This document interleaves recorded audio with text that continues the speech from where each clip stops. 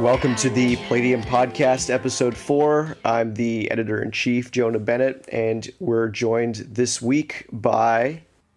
I'm Milton, Managing Editor. I'm Wolf Tivy, another editor.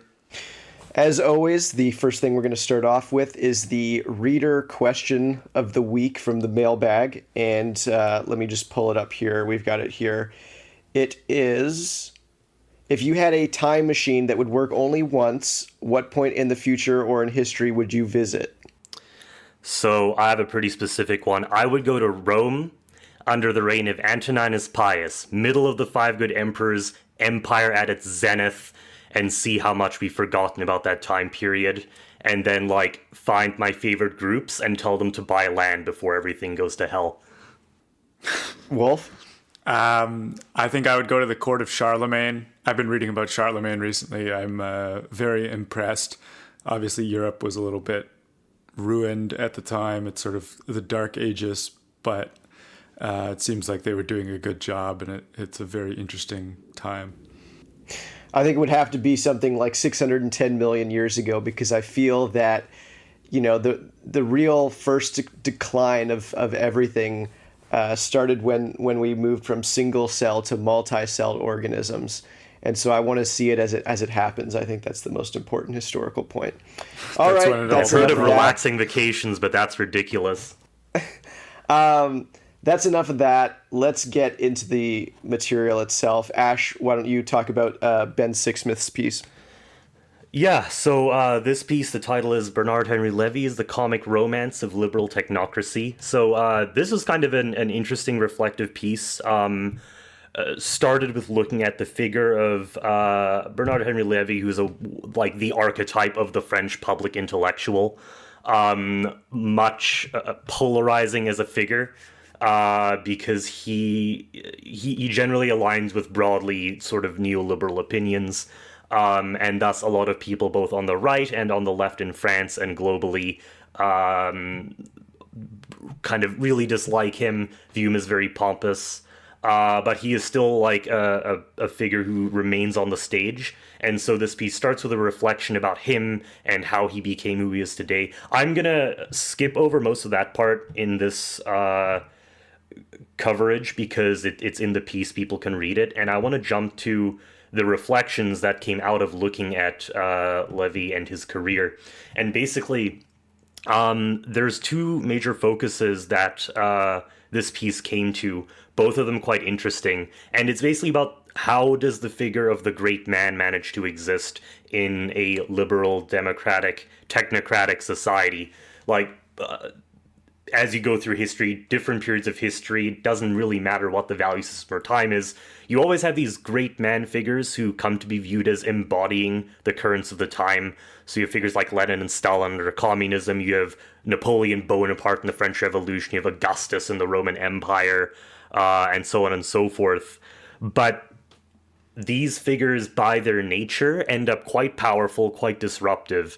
And in a liberal technocratic society where things are based on, it's a rules-based social order, institutions are generally more important, or at least institutional continuity is more important than having these hyper-talented individuals. And so even though those people can bring a lot of value, they're also inherently disruptive to these technocratic systems. So one of these reflections was about that tension between these two, because obviously with the populist upheaval, you've had figures on the right and on the left who people have built these romantic political mythologies around. Obviously people like Trump and Bolsonaro on the right. You have figures like Bernie on the left in the US. Corbyn in Britain functioned to an extent as one of these figures as well. Taking people who had felt excluded from establishment systems and putting a face and a personality to these ideals that they were pursuing. And obviously, regardless of the political background, these are viewed with suspicion by the establishment. And in a sense, the moment you have one of these romantic, individual, great man types, or at least, they're playing a vox populi sort of role, those figures are considered a threat, and because they are. This is a rational estimation on the part of these technocratic systems, because day-to-day functioning won't survive if we assume that these people gain power. The other aspect of Levy, personally, that the piece focused on was, okay, so given all of this, how does this romantic figure, or at least, someone who self-brands as a romantic figure, get to maintain this privileged position in the median political landscape in French society, which is, after all, part of this Western technocratic order.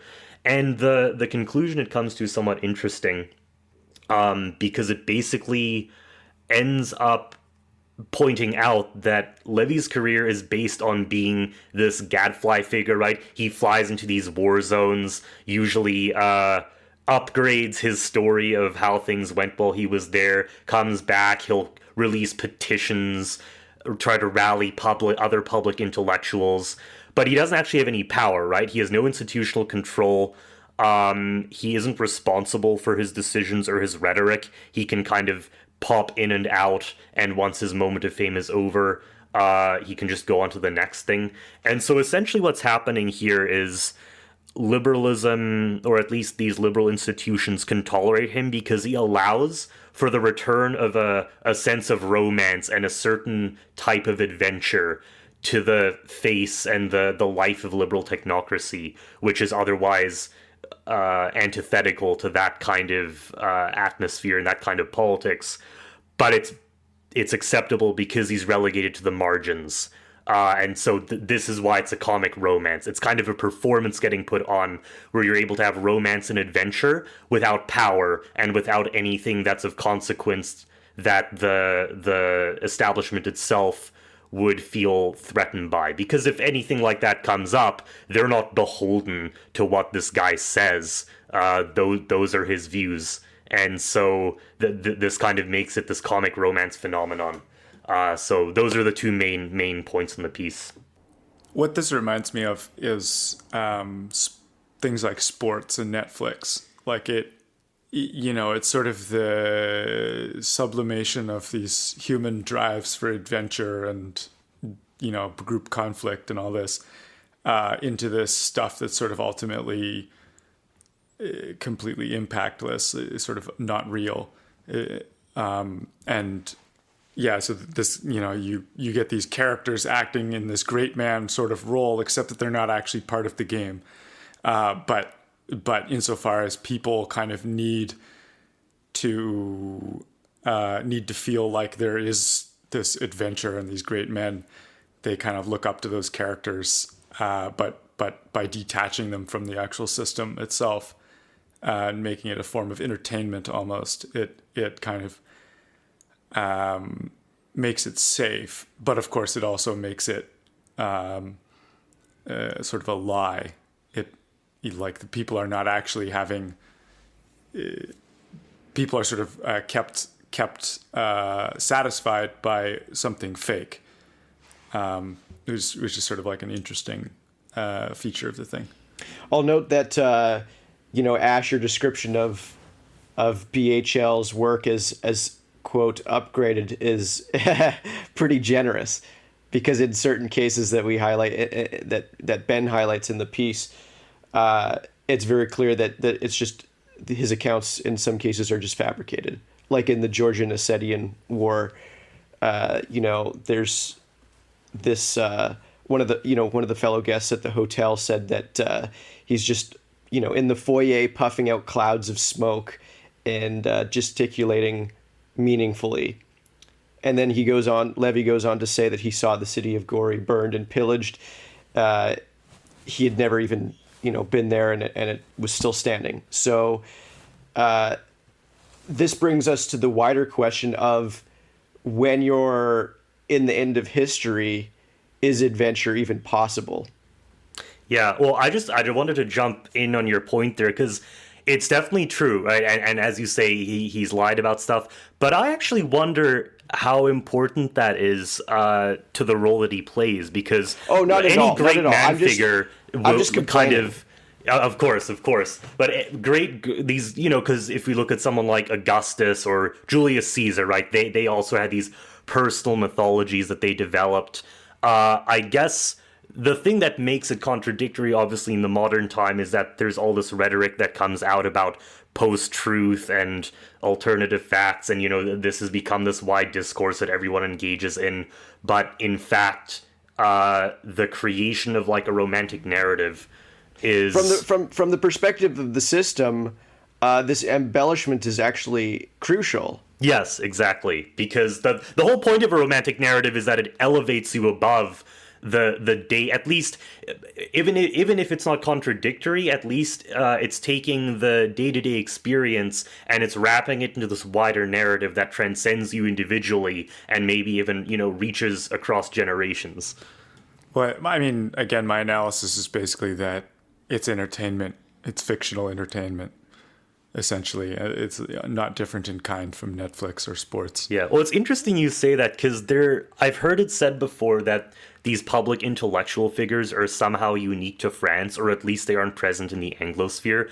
But I don't think that's true. I mean, if you look at like prominent faces on these cable news shows or talk radio for a previous generation, or the big podcasts, right, that people listen to now, it's not quite the same in that this elevated intellectualism isn't as valued in American culture, but they play the same role. They put faces to the narrative and they can rally people to vote for their preferred political figures or sign petitions or make memes go viral even. So these nodes exist in the Anglosphere as well, but it's in a way that's geared toward the more maybe egalitarian or even populist to an extent culture that we have.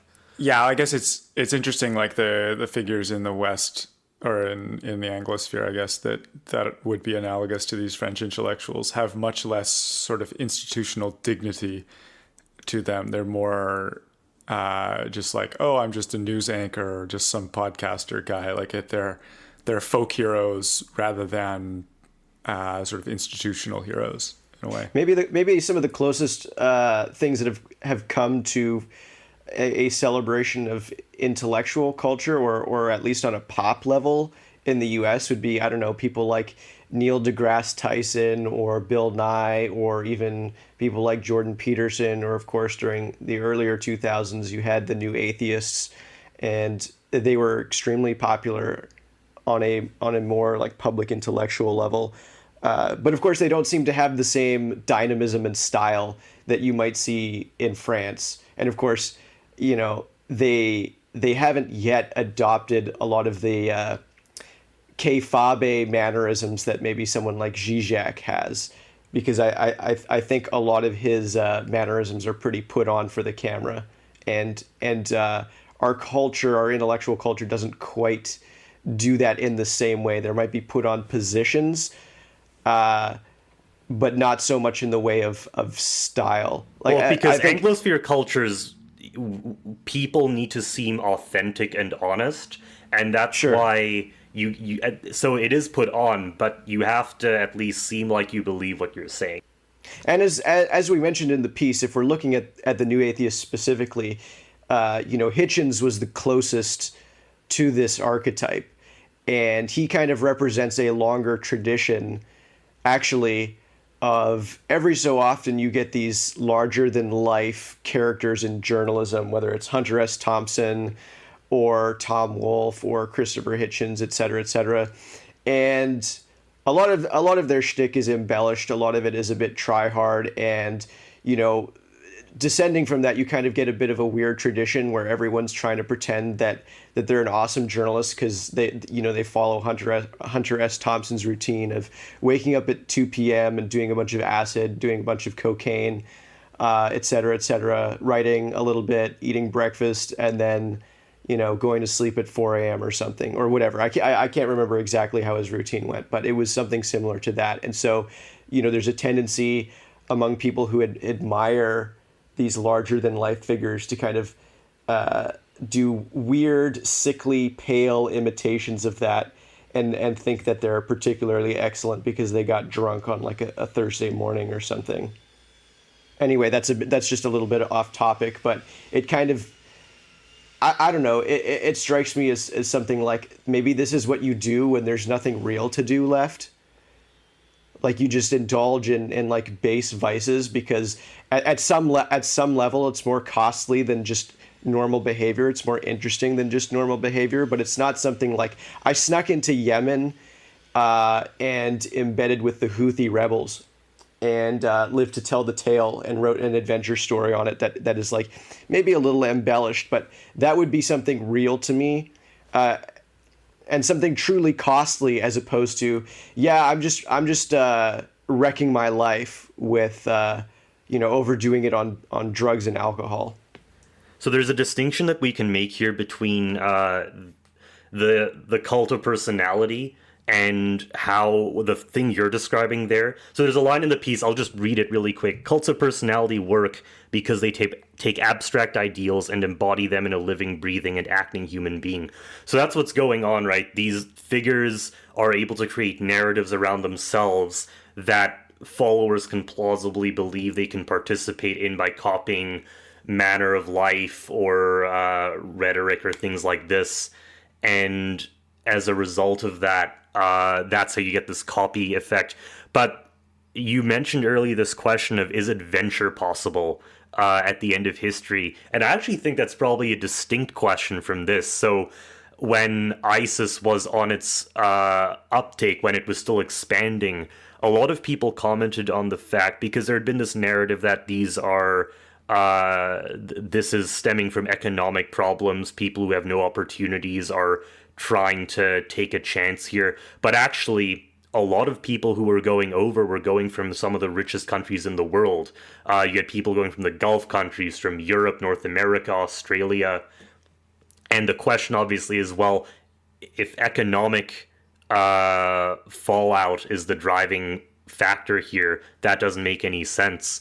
And really, you can only contextualize this in some kind of model where people in wealthy societies where basic needs have been met do in fact look for adventure. And if it's not found, and in the case of ISIS, obviously both their explicit ideology and also the way they wanted to implement their views made them unusually disruptive. Obviously, if you're not trying to create some kind of new state, you can probably do this in more low-key ways. I mean, even the Vice documentary phenomenon, right, where you had reporters going and embedding for a while with cannibal generals in Liberia, I think was one of them. These are lower key things. That was cool. Yeah, it was cool because these are lower level or lower cost, less disruptive ways of doing the same thing, where you're not trying to like destabilize the whole society, but you get to step outside your day-to-day existence where all your basic needs have essentially been met. So adventure is possible, but the more disruptive it is, the more of a threat you actually become. Or you can stay in DC and do a bunch of drugs and pretend to be Hunter S. Thompson. It's really up to you. Right. And so people who don't want to be disruptive, they have moral qualms or they're just don't have the personality type to do this sort of actual adventure seeking themselves, that's where these personality cults can be the substitute, because they can live vicariously through someone else who does the same thing. Because, to take ISIS again, right, they had all this propaganda being pumped out to people on Twitter who were living, they never left their whatever comfortable country they were living in, but they would tweet and retweet ISIS propaganda videos, and they would flash mob their opponents on Twitter and talk about the stuff like the punishments that they'd mete out when the caliphate spread, and they were living vicariously online. So the cult of personality is a substitute for adventure, essentially. Right. Go ahead, Wolf. Yeah, I want to take this out of the sort of psychological angle. We've talked a lot about sort of people's need for adventure and the disruptiveness of that adventure if it gets too real. There's a whole other dimension to this, which is just like the actual condition of the end of history, so to speak, where there's sort of this fundamental tension in any complex system between the proceduralized parts and the adaptive parts. and sort of the adaptive parts are sort of best represented by these dynamic individuals who use their judgment and agency to sort of pop outside of systems, think about the actual reality, and build some new piece of system, or make some sort of material change to the systems. And then you have, of course, the proceduralized sort of interior of the system that has been built by these founders. And there's always, I think, going to be some kind of tension between these modes of being. And so we've got right now what's sort of in a lot of ways a very proceduralized system, or at least it aspires to be very proceduralized, to like annihilate the role of the individual in a way, and sort of make it like this big collective process where like theoretically the individual's desires are taken into account by the machinery of the system, but it's not actually individuals doing things. And then at the other end of the spectrum, you have, like I said, I've been reading about Charlemagne. You have Charlemagne's court, where it's like this very, very human thing. It's very much individuals doing things. The systems are very weak. They're not very much there. It's just like a bunch of people kind of carrying out their lives, and you get these great characters running around, and Charlemagne's always like taking specific individuals in and out of roles, and it's all about the trusts and the relationships between the individuals. And so those are sort of like two opposite poles of sort of how society could be, this sort of modern, very proceduralized pole, and a very individualized human agency pole. And I think, like, if we can talk about the pathologies of these things, like a system dominated by human agency is going to have a hard time with the routine and like scaling and just stability in a way. And then on the other end, you have a system that's dominated by rules and proceduralization. You're going to have a really hard time with doing fundamentally new things and responding to changing circumstances. Yeah, so a really simple version of expressing the trade-off between them is that the more a system depends on any given individual, the more fragile it is. But also the more dynamic. Now, right, because a system that's independent of individuals can't benefit as easily from hyper-talented people. So it has a harder time absorbing or letting people express talent, as well as being dynamic and adapting, because you have to change a whole system rather than just making decisions. Yeah, and I think it's not like there's going to be, one of these modes that's better than the other, or some like balance that's permanently the right thing. Obviously, you want sort of a different balance of institutionalization and sort of dynamic entrepreneurialism, depending on your circumstances. It's a little bit like a commercial airliner versus a fighter plane, right? The analogy is pretty direct in terms of like stability versus control. So in a commercial airliner, the airframe is optimized for stability. If there's a little bit of a perturbation, it'll kind of just naturally float back onto, being aimed forward, being upright, and flying stably. Whereas a fighter plane, the downside of a very stable airframe is actually that it takes a lot of control force to move it, to change its direction, or to control it. Whereas if you have a very unstable airframe with like a very active control system, if something goes a little bit off, you can sort of, like, especially if the control system goes off, you can lose control of the thing much easier. It's not stable. It's not easy to do. It's not easy to work with, but it can maneuver much faster. It can respond to circumstances much faster. And so that's why, like, a commercial airliner uses a very stable airframe and a fighter jet uses an unstable airframe. And so it's going to be a similar thing. There's sort of this engineering problem in society of, do you want a very maneuverable society, or like a particular institution? Do you want this institution to be very maneuverable, in which case you want it to be sort of dominated by these heroic individuals? Or do you want it to be very stable and dependable, in which case you want it to be dominated by sort of bureaucrats or even automated systems. And it just strikes me that there's this interesting trade-off, and in a lot of ways the kind of end of history narrative has really privileged the bureaucratized, technocratic, systematized view against this sort of against a more dynamic and responsive mode of being. And I would think that what you would see there is a system that seems very stable, but then very suddenly could come upon some very severe problems, or a collection of very severe problems that cause a catastrophic breakdown because it has been unable to adapt to those circumstances as they come up.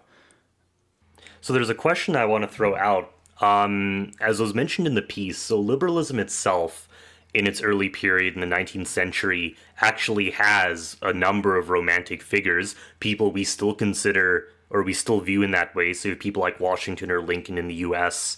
You have figures like Garibaldi in Italy, these romantic generals. Even Napoleon, for a certain type of liberal, might be viewed as a heroic figure in some of the reforms that he brought through. But particularly in the 20th century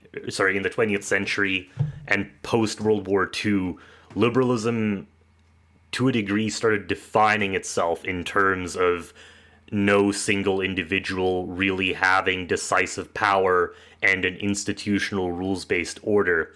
So the question I want to throw out is this institutionalism inherent to liberalism, or is this the result of just a global order that is now outside the control of any individual, such that another ideology would face the same institutionalizing effects? So I think there's sort of two parts to this. One is, how much institutionalization do you need to provide the stability that's needed by, for example, modern sort of deep supply chain industrial economies and stuff like that. Sort of obviously all that stuff is built on a very stable legal system and a very stable political system. You need to be able to make long-term plans to be able to build complex systems, which means you need to have sort of dependency. You need to have assurance of the stability of the underlying rules. And so I think in that sense, the modern world inherently requires quite a bit of institutionalization of some significant fraction of the order, especially the part that sort of provides rules that other things are built on. Those things inherently have to be sort of bureaucratic or automated. But also you could imagine individuals with sort of vastly more power commanding huge components of the economy or huge components of systems, by means of hierarchy and enhanced systems of control and so on. Like, you look at Jeff Bezos commanding this enormous industrial machinery of Amazon, or Elon Musk, working on Tesla and SpaceX. Or you look at, these big generals, hero generals in World War II. It's not like you reach sort of fundamental scaling limits on what a single individual can control, because that individual can have other people under them working on subcomponents of the problem, such that they're working on sort of an abstracted version of the problem, so that even if they have a limited bandwidth, they can actually be working on a very large problem by having sort of people under them work on the various parts. And that's, so like hierarchy kind of involves almost arbitrary scaling, I would think. So I don't think you have a fundamental limit on how much individuals can run huge systems, but I think it's going to come down to like the optimal balance of how much of the system is rules that other order is built upon versus how much of the system needs to be able to dynamically respond to big new opportunities and threats. Yeah, and it's worth pointing out in that way that the same phenomenon happens in the private sector and corporations and the like. And this is the classic founder problem of how do you carry on the talents of a dynamic founder. I mean, to harken back actually to our intro question, when I mentioned the five good emperors, one of the telling or one of the classic practices that they had, not really on an institutional level, it was more due to circumstance and the fact that they didn't have children, but they would adopt their planned successor as a legal son and thereby secure a stable succession. Because what generally happens when, be it in a government or a corporation, when someone with a lot of power as a founder or a CEO steps out, there's a bunch of other members of the board, say, or departments in a company or ministries in a government. Each of them wants to expand their power, and unless you have that vacuum at the center filled, it's going to happen at the cost of the coordination of the overall organization. And maybe this could be part of what goes on, that because each subcomponent of the organization wants to expand its own influence, there's a trade-off in coordination of the whole. Ergo, rather than having someone in control of the whole organization commanding that level of power, the subcomponents are more comfortable having some kind of rules-based institutional way of doing things that normalizes relations between them. But obviously the cost of that then is that it's hard to really put individual talent back in once that's occurred, because once that vacuum is filled, it's very rare to get an individual coming in and reversing that dynamic unless they do it through massive disruption. Yeah, so I think this is a really interesting topic, the sort of the subtleties of succession. So what you're saying is definitely true, that like if the founder steps out of their role without filling that vacuum, you can kind of get a lot of dysfunction. So you have to either fill the vacuum with some kind of proceduralized system that doesn't allow that sort of freezes a particular dynamic in place, that will probably work for a while, or they replace themselves with a relatively competent executive. And I think it's important to sort of look at what is the theoretical role of that executive, like the successor executive. Their role is, in a sense, like, why do they have to be an individual rather than a system? And I think the reason is that their role is fundamentally kind of an adversarial role with the subcomponents of the organization. Like you were saying, the subcomponents of the organization, not necessarily looking at the big picture, even if they're sort of acting in good faith, they're going to obviously think that their thing is the most important, or they're going to be most acquainted with the problems facing their thing. And so they're going to want to appropriate resources to help solve their problems and grow their own influence. And so you get this kind of adversarial dynamic between the sort of subcomponents of the organization and each other, and between the subcomponents and the center. And so you need to have sort of a strong center that's actually able to outmaneuver them, which requires that dynamic individual kind of role, because it's a role of agency, not just a role of like execution of rules. And so that's sort of the reason you need an executive there. Though in some cases you are able to get away with succession by a sort of proceduralized system. And so this is another point I wanted to make, is that the role of a founder in these things is inherently, or the role of like a dynamic individual is inherently sort of a 0 to 1 kind of thing, to cite Peter Thiel's concepts from his book. It's 0 to 1 in the sense that you are, that the strength of that role is to cause something to come into existence that did not otherwise exist, or to cause some change, some discrete change, like an actual event, rather than an ongoing duty. Ongoing duties are sort of things that can be contained within some specification, and thus and just need to be executed over time. And those things are sort of better filled by like bureaucrats and proceduralized systems. But for sort of dynamic new things, you need individual founders. And so because the individual founder is inherently kind of a 0 to 1 sort of task, it's important to distinguish the founder from their successors. Like, even if the successor is still an individual, that individual is carrying out a different role than the original founder. The original founder builds this institution. The successor is not the same kind of thing with respect to the organization, because ideally the founder has completed their job. They've created the new institution, and now they need someone to fill this particular role that does require a dynamic individual, which is to sort of dynamically balance the parts, and carry out strategy and so on. But there's that important distinction that I think is important, which is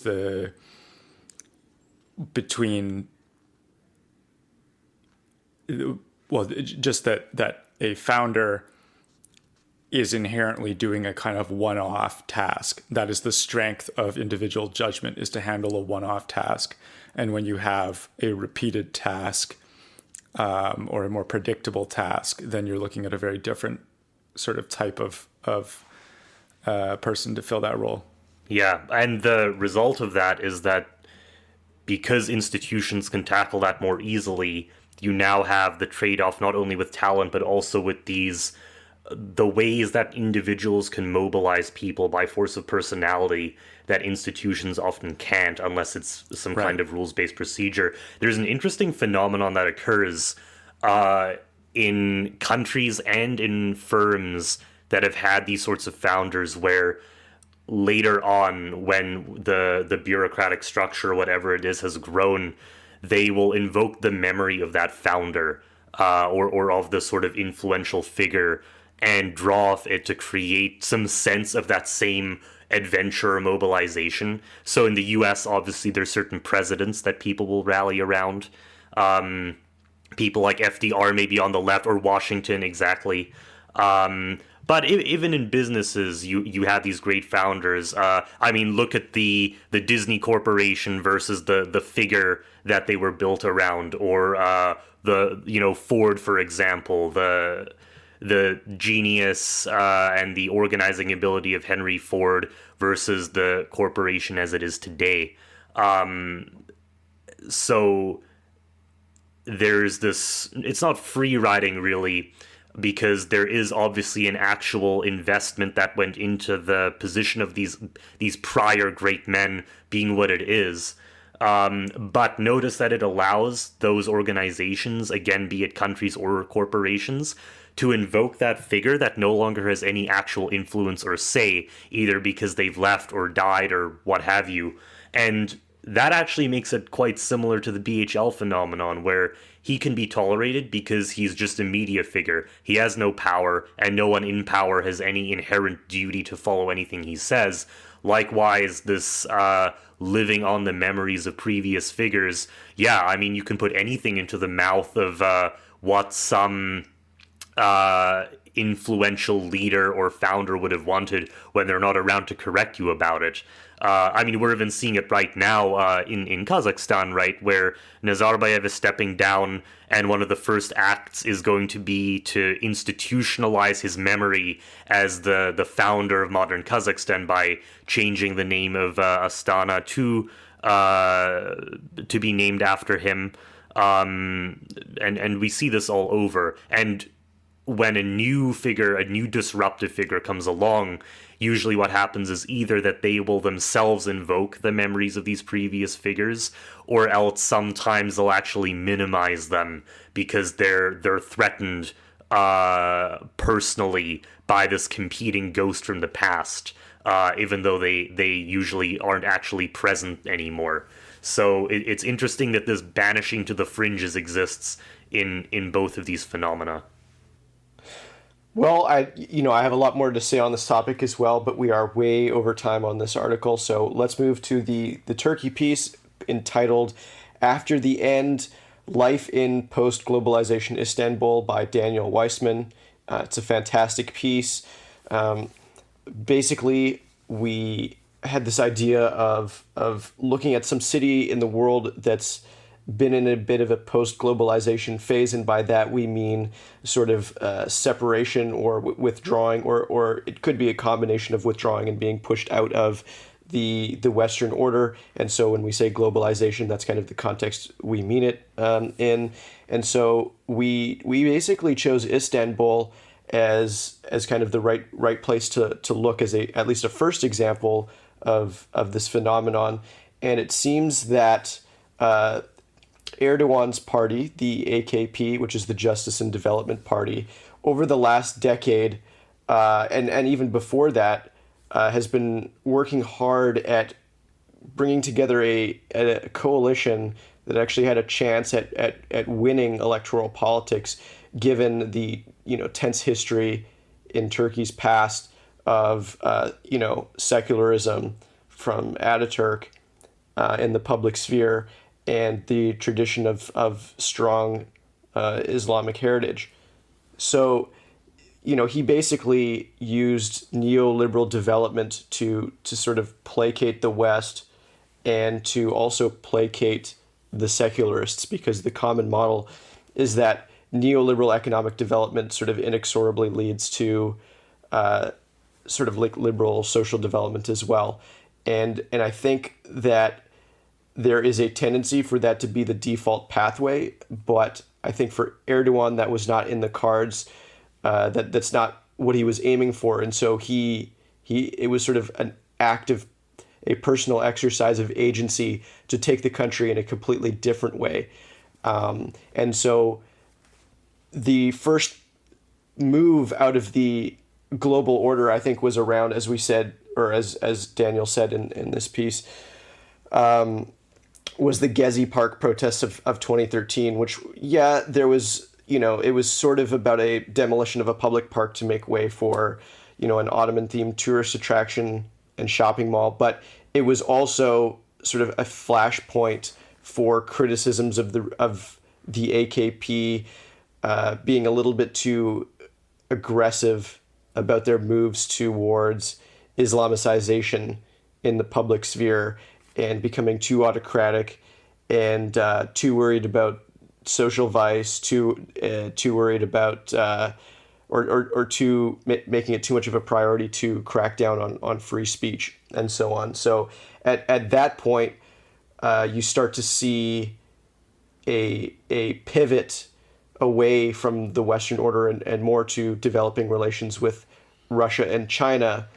And so now that there's been a lot of pullout of investment and so on from the West, we wanted to see what life was like and whether it's still possible for there to be a flourishing polity outside the Western order. We discussed this a little bit recently on the last podcast when we had Miguel Morel on to talk about the Venezuela article. But I think if we're looking for a much more plausible candidate, of a country that's capable of living outside the Western order, then Turkey is just that, because it's much more favorably geographically situated. If you put Turkey just about where Venezuela is, I think it would have very similar problems to what Venezuela is suffering from, but it does have the good fortune of being much closer to China and Russia.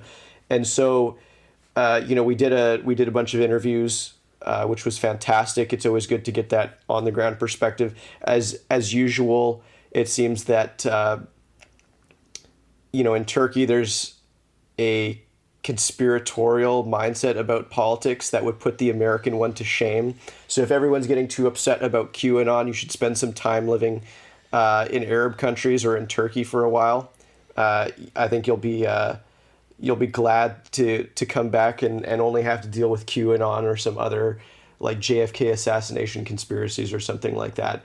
But I think the rest of the article is a great read. It talks about the development of relations with other countries and the fact that, maybe here, as one good example, the city, is going through a tough time, but the people are hopeful. Things haven't really collapsed. And really the main attribution seems to be that this is part of a natural economic cycle as opposed to this is a direct result of cutting off ties with the West, and we should seek to restore those. That didn't seem to be the main thread that we found there. Yeah, so there's something that I wanted to look at in the piece, and it gets discussed, I think, after the interviews, because this is a theme that comes up, how people are going on with their day-to-day life, despite all these things that are happening around them. There is, on the one hand, this media narrative and these crazy geopolitical events that are happening, and then there's the day-to-day job of trying to figure out where your next paycheck is coming from. And the thing that struck me when I was reading this piece is that this pretty much is true in any society. So you can be living in the rise of an empire, and your personal experience might just be, oh wow, food is suddenly getting cheaper, and I suddenly have a new city that I can sell some goods to. Or you can live through the decline, and your experience is something of the opposite, where things are getting more expensive, and suddenly there's a region that people don't really want to go to anymore. Any society is like this, and it's just a good perspective to have, where we assume that these great shifts that happen are felt by everyone in the society. I saw someone on Twitter actually making the same point, so I'm glad that people are discussing this. But actually, none of these events, unless you're actually at the center of power in some way, these events by the majority of society are not immediately present. And it's often even difficult to judge, as in this case, where is this actually just part of a natural economic cycle that maybe got worsened by some of the political decisions and that will end? Or is it part of some larger trend that in 100 or 200 years, Turkish intellectuals will look back on and consider extremely important? These are very difficult judgment calls to make. Yeah, and I think failing to understand this point is why you occasionally get articles in the Western press kind of baffled that life is going on normal in certain war-torn areas. Like Syria, for example. I remember like 3 years ago or so, there was a piece that was creeping through a lot of Instagram accounts in Damascus and was like, why are these people still having parties? They look like they're still having fun. Maybe there's more of a social fabric in war-torn Syria, and then also in Damascus than where I'm living, and that kind of sucks. Why are these people having so much fun? That's weird. And I think that's because it's very very easy to get used to war that's very near you if it goes on long enough. It's like it's just not that, like, maybe it takes 6 months, maybe it takes 8 months, but it becomes routine and expected, and maybe people die at slightly around you that you know of. They die at a slightly higher rate than car accidents or something, maybe like 5 times the rate or 10 times the rate. But, I think most people only start really noticing these things or really caring about these things when it starts hitting people on their block, when it starts hitting people in their family, when food shortages get really bad. But I think even then, if there's good enough social fabric, to them, it's just something they live through, and their families have lived through periods like this, 30, 40, 50, 60, 70 years ago anyway. So for them, it's very cyclical, and they've never yet lived through a period of, say, like 50, 60, 70, 80 years of uninterrupted peace. So to them, it's a sort of business of as usual vibe almost. Like they've just grown accustomed to it. Yeah, this even applies in a way to the role of conspiracy in Turkish politics. I think you mentioned this earlier, and it gets somewhat discussed in the piece, where Turkish politics is, and this goes back centuries, the Ottoman period and before, even the Byzantine era, the politics of Istanbul and prior to that Constantinople were run on conspiracies. And given there's this general rule of thumb that we can maybe posit, where out of the number of conspiracies flying around, or conspiracy theories rather, some proportion of them are true, maybe we can posit that proportion is slightly higher in Turkey. But regardless of whether that's true or not, people living their day-to-day lives at least feel that this is true. And because of that, even the experience of weird conspiracies happening doesn't fundamentally undermine the daily going on of life, because we see in the US now, which has no lack of its own conspiracies, but on the mass cultural level, there's a lot more, if something goes on or is perceived to be going on in US politics or in the government, it's a really big deal because, as I sort of mentioned earlier, the idea that you should at least try to seem honest and trustworthy is still important in Anglosphere and American culture.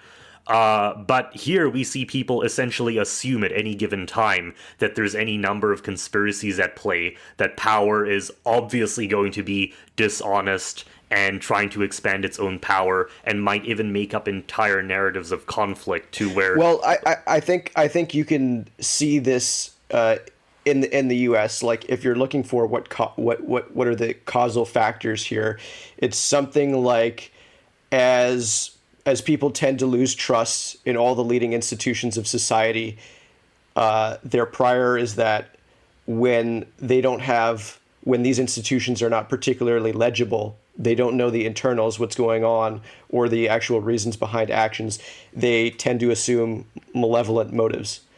And so if you basically look at the graph in the U.S.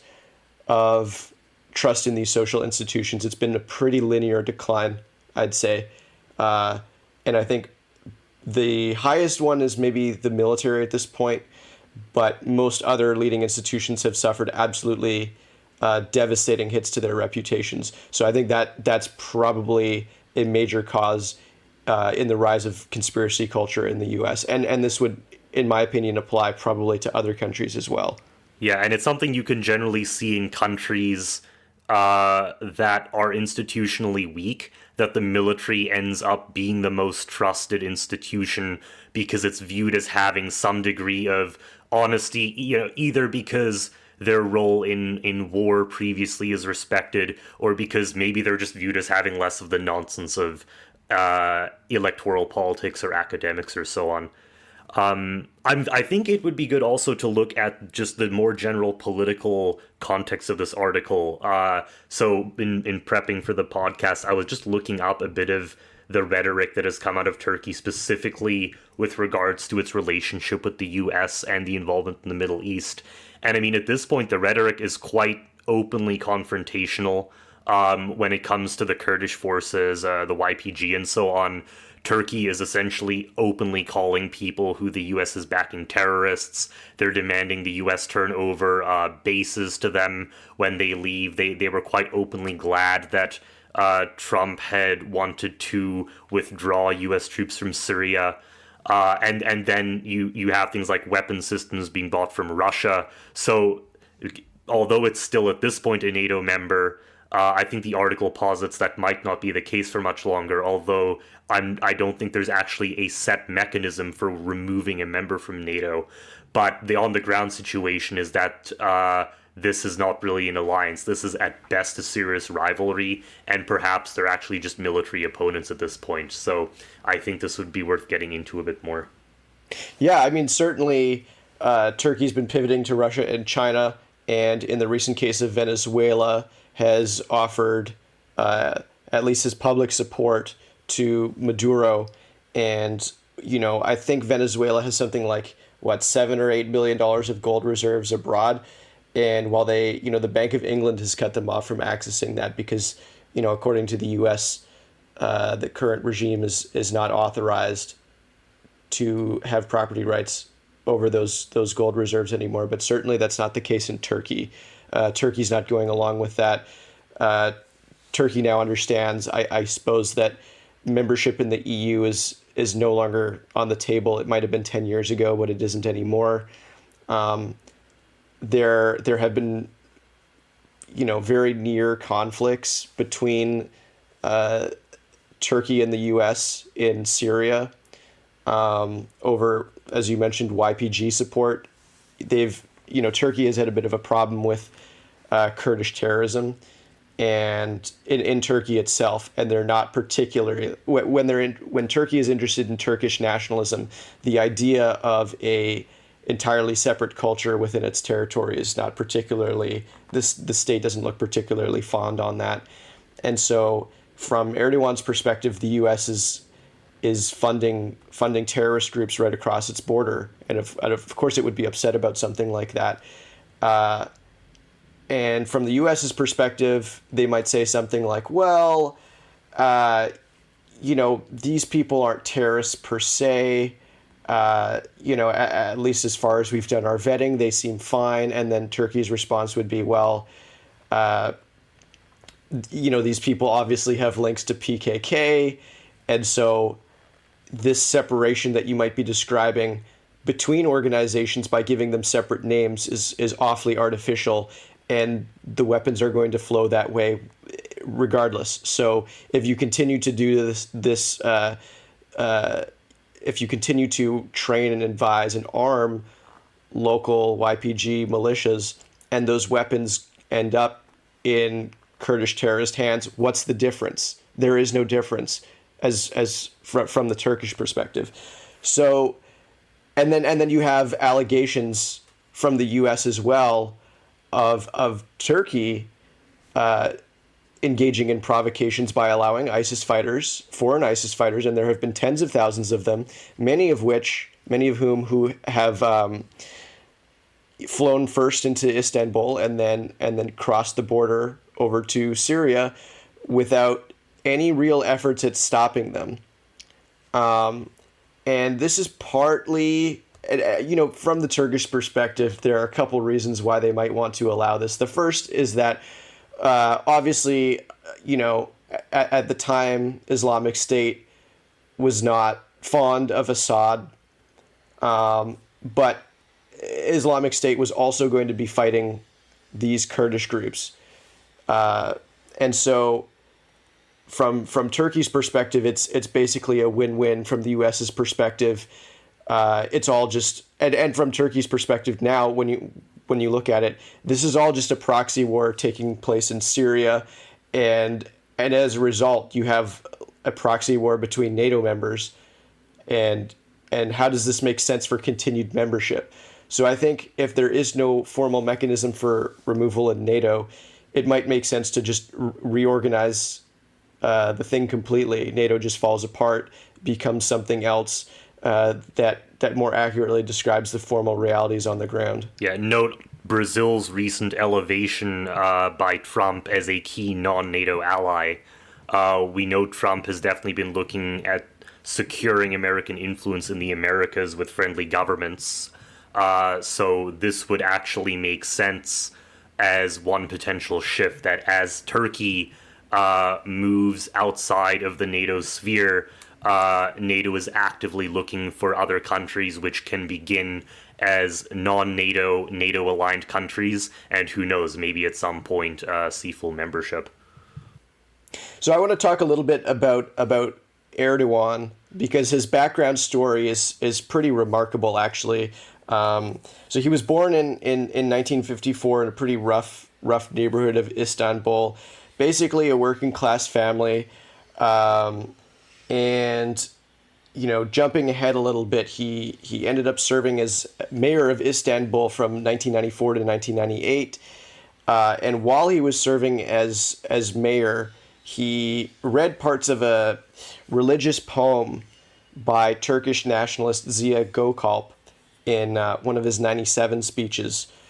And he just, in 2003, he described that to the New York Times as a bit of an attention getter. And the problem with that poem is that, it was pretty infused with religious language, which from the perspective of the Turkish state wasn't something to be permitted. And so he was, his title as mayor was stripped. He was imprisoned for 4 months, I think from March 1999 to July 1999. But the key thing here is Erdogan is so, from my understanding of him, from my study of him, he's so crafty that this might have been a calculated setup in advance, because he only essentially served 4 months in prison, and he became somewhat of a martyr-like figure as a result of that.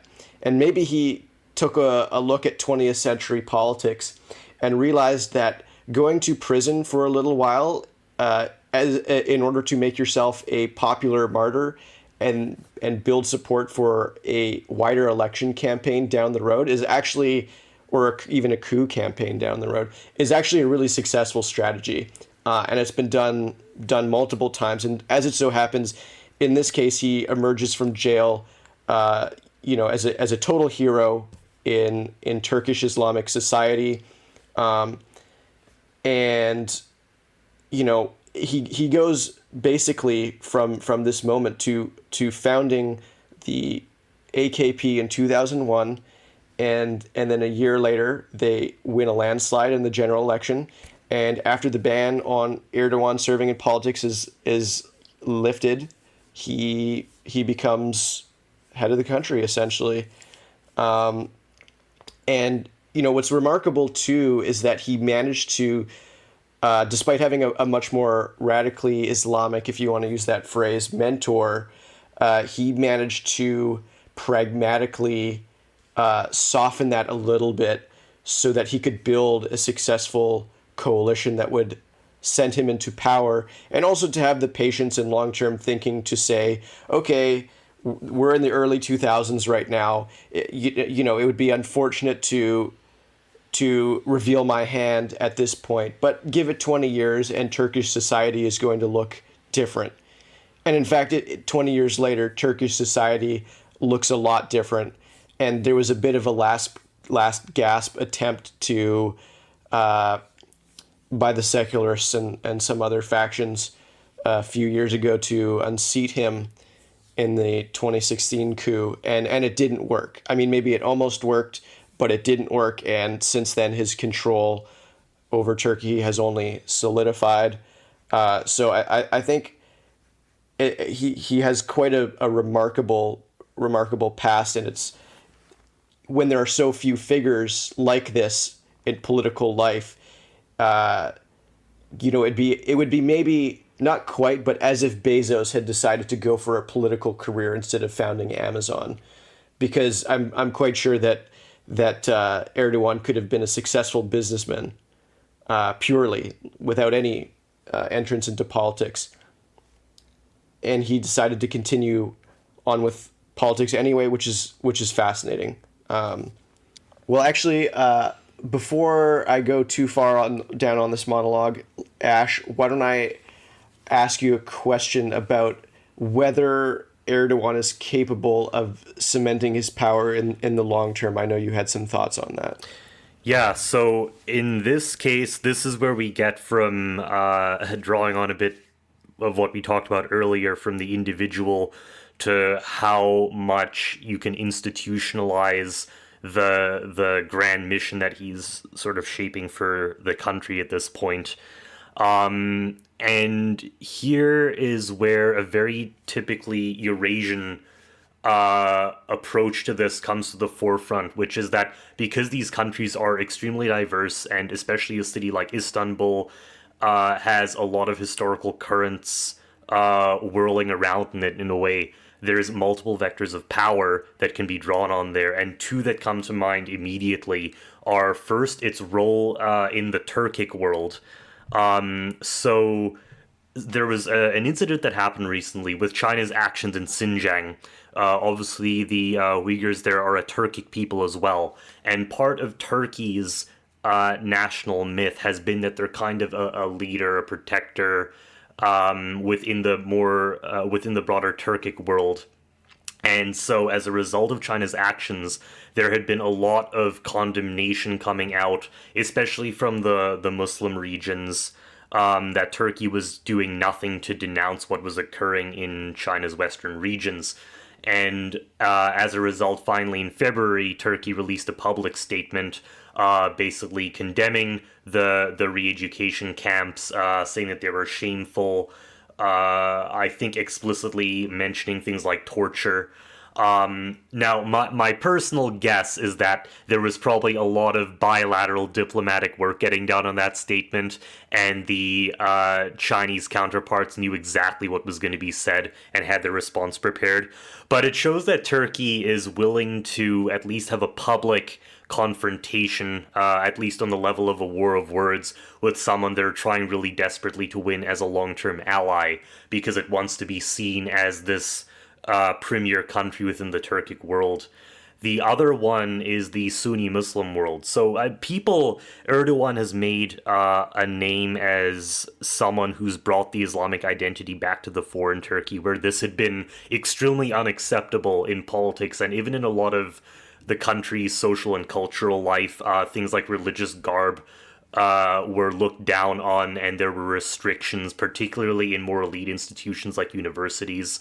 That direction has shifted under Erdogan. And it used to be the case that, within the Muslim world, Turkey is technically a Muslim country, but it was kind of viewed as a joke, to call because they drink alcohol, and its cultural norms were quite out of step. And within the Sunni world, it was Saudi Arabia and these Gulf Arab countries that had really taken a leading role. They were funding programs around the world to teach Arabic and to carry out religious instruction, and as a result, they became extremely powerful in the Sunni world on a religious level. Now, Turkey, but there's also now been conflict for a number of reasons. We don't really need to get into all of it now, where a lot of the Sunni world is also dissatisfied with the Gulf countries. They view them as politically corrupt. There's questions of hypocrisy and so on. And Turkey has a role that they can play here too, because they have a very distinctive approach to Sunni Islam, very different in a lot of ways from the Gulf Arab approach. And for parts of the Sunni world that are looking for an alternative, a building up of Sunni institutions that are intended to be global in reach in Turkey would actually give them quite a lot of influence. And obviously, as a country, there is this Ottoman brand that Erdogan is trying to invoke, and it's not just a geopolitical brand; it's also a religious one, because the historic caliphate was also centered here for a number of centuries, and so. These worlds overlap somewhat, but they're also distinctive because North Africa is Sunni without being Turkic. Meanwhile, there are a number of Turkic countries throughout Eurasia which are more nominally Muslim, but don't have quite the history and role currently, and especially after communism, that they have historically had. So being able to create a center across these two axes of power is definitely one way that Erdogan will be able to cement his influence, and we can see that happening in some of the architectural developments even that are discussed in the piece. So I think he's definitely thinking in terms of institutional reforms. The question, again, as we discussed earlier, will he be able to create a succession for the extremely strong executive that he's created, or will his eventual stepping out or passing or whatever happens leave a vacuum open where this will fall apart and the country will kind of return to several factions fighting for control? At the very least, he seems to be able to have reproduced his role as mayor. The piece notes that he's managed to install several of his allies in as mayor, and not even via election per se, but via action of the city council, I believe. So he is thinking long term. Certainly, I'm not sure about whether he's thought of successors for his own role specifically, or I'm sure he's thought of them, but I don't know if there are any live options right now. And even then, he still has plenty of time left to go. Although if another coup is tried that's successful, maybe not so much. Yeah, in a sense, he's done more to purge the existing institutions of opponents rather than having to replicate new ones. So this was another direct benefit to him. Obviously, it was, I think, within the week following the coup that these lists were getting produced with thousands and thousands of names on them. Obviously, no one believes that these were written up after the coup attempt happened. Right. Yeah. I mean, it was a benefit in disguise, really. Mm-hmm. Because it's and I mean, the perfect. this is I mean, exactly and of why course there was some explanation. The culture of conspiracy is so widespread in the country because these things usually turn out to have very direct benefits, which people are very well prepared to implement. That's right. I mean, it was a live explanation in the early days following the coup that, in fact, the coup was just a false flag. That doesn't seem to have been the perspective adopted over the long run. But certainly a lot of people suspect something like this. I don't personally think that was the case. I mean, but if we speculate a little bit on what it might have been, we didn't touch on this much in the article itself, but sort of looking at the sequence of events, you can kind of get a feel for what the various actors are going to be feeling at various times. And, following the... wherever the protests came from in 2013, the Gezi Park protests, it sort of started to become clear that Erdogan wasn't going to be going along with the socially liberal part of the liberal program. Like, he sort of had the neoliberal plus Islamic thing going on, and I guess there was an assumption that he would eventually, that would eventually lead to also socially liberal stuff like, democracy and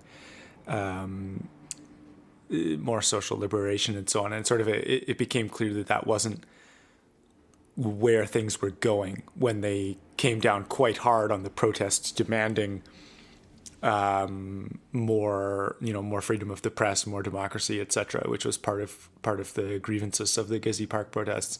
And so as that became clear that Erdogan wasn't going to be going along with that, then, suddenly the factions in Turkey that are strongly aligned with secularism and with the Western order, and in particular the sort of moral component of liberalism, they would suddenly be feeling a more existential situation where it's like, okay, the game is somehow open now, and Erdogan is actively moving away from the liberal order, and so you could speculate that those factions felt, it's go time or we're going to lose it, and so in many ways, like, some commentators have noted that the coup looked very badly prepared.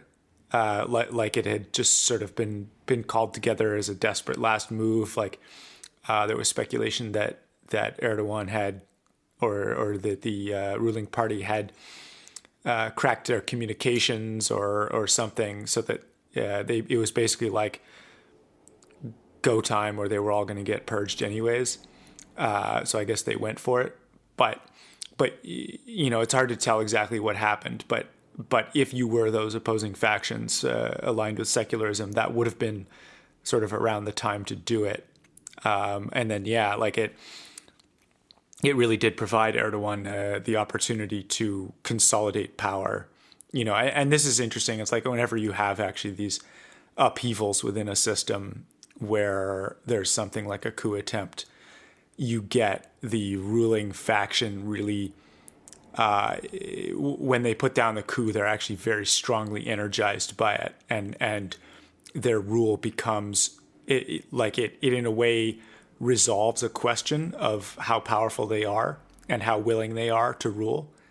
And so after the fact, it becomes very clear that yes, they are in charge and they're willing to rule.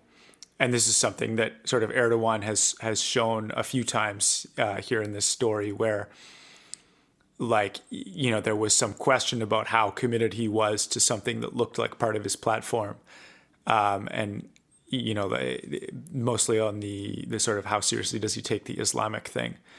And he's sort of shown over and over that actually, yes, he's quite serious, and he will use the force of the government to put down resistance and prop up that dimension of his platform.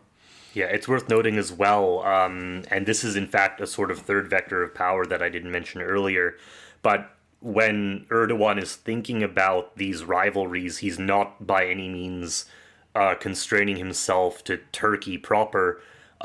Even in the Turkish diaspora, particularly in Europe, in places like Germany and the Netherlands, where there are a lot of Turkish citizens living abroad, he's viewed them as a really important part of his base, to the extent where during the referendum that happened in, I believe it was 2017, to expand executive power, he was sending government figures to campaign in those communities. And there was, in fact, an infamous incident which occurred where the Netherlands expelled a minister who was giving sort of campaign speeches, and Erdogan pretty viciously attacked the country. I think he referred to them as actually like Nazi remnants, which, if you know the country's history, it was a low blow, but he knew clearly what buttons to push in these sorts of encounters. And the fact, I mean, this is an ongoing thing with Erdogan, where he sees himself still as important enough to the West and to the United States that he can go on these very blatant attacks and not suffer too much of a cost. But the reason he's wanting to do that, the goal that's in mind, is this consolidation. Yeah, the thing that's important to note there on sort of how important he is like a lot of the nuclear missile bases and so on, or maybe the air bases. I'm not sure exactly the details, but there's I'm fairly sure there's American nukes stationed in Turkey, and so like during the coup there was some question of what's going to happen with that stuff, because from the Cold War days, Turkey was this very close ally geographically to the Soviet Union. Well, I think that's about all the time we have this week for episode 4. This has been the Palladium podcast. Thanks everyone for tuning in, and we'll see you next time. All right, that was a lot of fun.